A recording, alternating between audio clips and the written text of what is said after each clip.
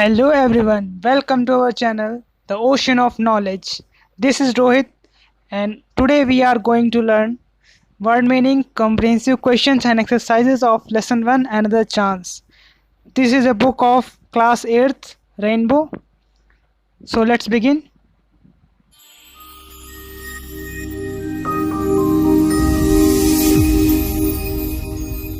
आज मैं आप सबके साथ चैप्टर 1 अनदर चांस के वर्ड मीनिंग्स और उसके क्वेश्चन आंसर्स को लेकर आया हूँ। आज मैं आप सबके साथ जो पोएम जो कि हेलन स्टीनर राइस के द्वारा लिखी गई उसके हार्ड वर्ड्स को जानेंगे, उनके मीनिंग्स को जानेंगे। देन उसके बाद उसके क्वेश्चन आंसर्स को हम समझेंगे और उसको राइट करेंगे। ओके, तो चलिए वर्ड मीनिंग मैं आपको दिखा देता हूँ। Let's zoom it and then you can see clearly. We have first word is another. Another means दूसरा, मतलब second is chance. Chance का मतलब होता है अवसर या मौका. And third is to blot out mistakes, मतलब गलतियों को सुधारना. Fourth है failure. Failure यानी असफलता या हार. Brand new start, इसका मतलब मीनिंग होता है एकदम नई शुरुआत, एकदम नई शुरुआत करना, एकदम नए सिरे से किसी चीज़ की शुरुआत करना. Okay, now next is deep desire, मतलब गहरी इच्छा शक्ति. Okay, now next is all our heart, मतलब पूरे दिल से या पूरे मन से किसी भी काम को करने के लिए, मतलब पूरे दिल से या पूरे जी जान से काम करना, इसे कहते हैं all our heart. Okay, next is forgiving, मतलब क्षमाशील होना. ओके, क्षमाशील होना या किसी को क्षमा कर देने की जो भावना होती है उसी भावना को हम कहते हैं फॉरगिविंग. ये एक नाउन है. Okay, and next is sunshine. Next is sunshine यानी धूप. And next is give up, मतलब छोड़ देना या हार मान जाना. जैसे हम कभी भी कोई काम करते हैं और वो हमसे काम नहीं होता है तो हम हार मान जाते हैं, मान लेना. एंड नेक्स्ट इज डेस्पेयर, मतलब निराशा. ओके, निराशा मतलब हताशा. जब कुछ चीज़ हम नहीं होती तो हम बहुत ही सैड हो जाते हैं कि यार हमसे ये चीज़ नहीं हो रही है, हमसे नहीं हो पाएगा, तो उसी को कहते हैं निराशा. ओके, ये एक एडजेक्टिव है. क्लियर? तो इस तरह से हमने सारे वर्ड मीनिंग को देख लिया. ओके, अब चलिए इसके बाद इसके क्वेश्चन आंसर पर चलते हैं और क्वेश्चन आंसर्स को डिस्कस करते हैं अच्छे से क्लियरली. ओके, चलिए नेक्स्ट स्लाइड पे चलते हैं हम. And this is our question answers. So let's discuss. 1 minute, let me zoom it so that you can see it clearly. अब हम एक एक क्वेश्चन को डिस्कस करेंगे. हमारे पास पहला क्वेश्चन है चैप्टर का, why do we wish for another chance. तो हमारे पास पहला क्वेश्चन है why do we wish for another chance, मतलब आप एक कभी क्वेश्चन में कहा जा रहा है कि हम एक नए चांस को, एक अन्य अवसर को की कामना क्यों करते हैं, की इच्छा क्यों करते हैं. तो इसका आंसर होगा we wish for another chance to make a fresh beginning. हम एक नए अवसर की कामना करते हैं, की इच्छा करते हैं, ताकि हम एक नई शुरुआत कर सकें, एक नए सिरे से शुरुआत कर सकें किसी भी काम करने में. ओके, चलिए नेक्स्ट क्वेश्चन पे बढ़ते हैं. हमारा नेक्स्ट क्वेश्चन है हमारा, what does it take to make a brand new start, मतलब क्या जरूरी होता है, क्या आवश्यक होता है एक नई शुरुआत करने के लिए. तो उसका आंसर होगा हमारे पास इट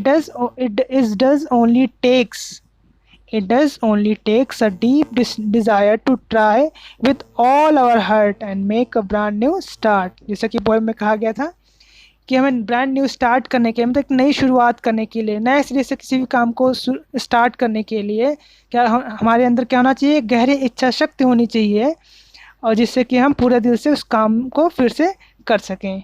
ओके, चलिए आगे नेक्स्ट क्वेश्चन पे बढ़ते हैं. नेक्स्ट क्वेश्चन है हमारा, why should we never give up in despair. मतलब इस क्वेश्चन का अर्थ है कि हमें नेवर गिव अप, सॉरी यहाँ पे एक वर्ड छूट गया है, मैं यहाँ पे राइट कर देता हूँ. Why should we never give up in despair, हमें निराशा में क्यों हार नहीं माननी चाहिए. तो इसका आंसर होगा we should never give up in despair, हमें निराशा में हार नहीं माननी चाहिए. क्यों?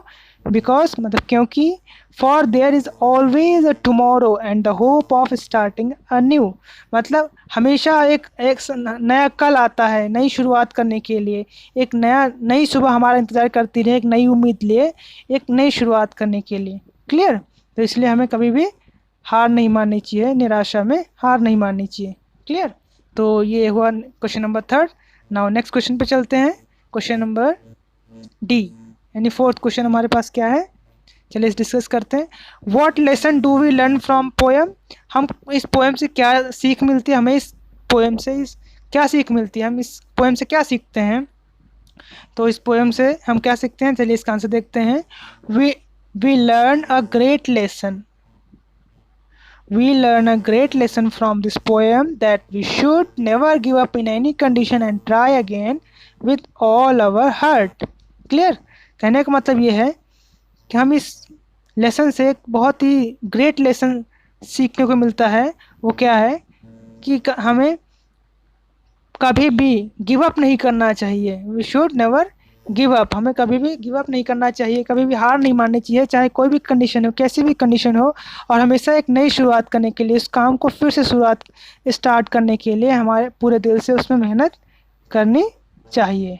क्लियर, तो इस तरह से हमने सारे क्वेश्चंस को डिस्कस कर लिया। Okay, clearly.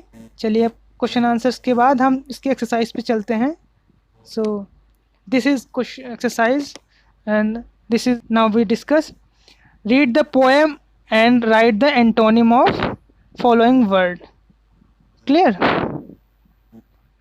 तो यहाँ पर हमें क्या करना, क्या एक्सरसाइज में क्या कहा क्या जा रहा है क्वेश्चन में, इस क्वेश्चन में कहा जा रहा है कि पोएम को रीड करिए और जो एंटोनिम है, एंटोनिम्स का मतलब होता है विलोम शब्द। क्या होता है, विलोम शब्द। चलिए पहला है सक्सेस। सक्सेस का मतलब क्या होता है, सक्सेस का मीनिंग होता है सफलता। तो इसका उल्टा क्या हो जाएगा, असफलता, फेलियर, हार। तो यहाँ पे हम देख लेंगे असफलता, failure. Okay, now next is old. Old मतलब पुराना, तो इसका उल्टा क्या हो जाएगा, यानी विलोम शब्द क्या हो जाएगा, न्यू हो जाएगा। Clear. Now next is shallow. Shallow मतलब होता है कम गहरा होना, या कह सकते हैं छिछला होना। इसे हिंदी में कहते हैं कम गहरा होना या छिछला होना। तो इसका उल्टा क्या हो जाएगा, डीप, गहरा। ओके। नेवर, नेवर का मीनिंग होता है कभी नहीं, ऑलवेज। इसका एंटोनिम हो जाएगा हमेशा। Clear. Now next is and. And मतलब अंत, स्टार्ट मतलब आरंभ। क्लियर। डेस्पेयर, डेस्पेयर का मतलब होता है निराशा, हताशा। तो इसका एंटोनिम हो जाएगा होप यानी आशा। क्लियर।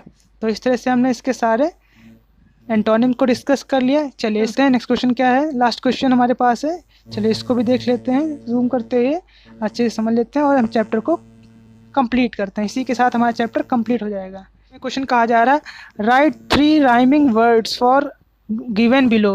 राइमिंग वर्ड्स का मतलब होता है तुक वाले शब्द, एक जैसे तुक वाले शब्द, मतलब एक जैसे आवाज़ वाले शब्द। जो पोएम में जैसे बहुत सारे ऐसे वर्ड्स होते हैं जिनका राइम मिलता जुलता है। जैसे यहाँ पर पहला वर्ड दिया गया हमारे पास 8, तो इसी से मिलते जुलते, इसी से के जो राइमिंग वर्ड हैं वो कौन कौन से होंगे, 8, वेट, डेट। क्लियर।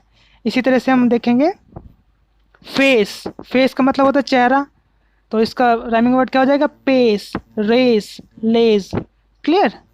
इसी तरह से हम देखेंगे चिन। चिन मतलब होता है ठोड़ी, ये जो यहाँ पर हमारे मुंह के पास जो ये नीचे का हिस्सा होता है, इसे हम कहते हैं चिन। ठीक है। तो इसके राइमिंग वर्ड्स क्या हो जाएंगे, thin, win, sin. Clear. Now next is new. New का मतलब होता है नया, तो इसका राइमिंग वर्ड क्या हो जाएगा, फ्यू, म्यू, व्यू। क्लियर। तो यहीं पे हम आज के इस वीडियो को यहीं पे हम क्लोज करते हैं, फिनिश करते हैं। I hope so. Thank you very much for listening this video.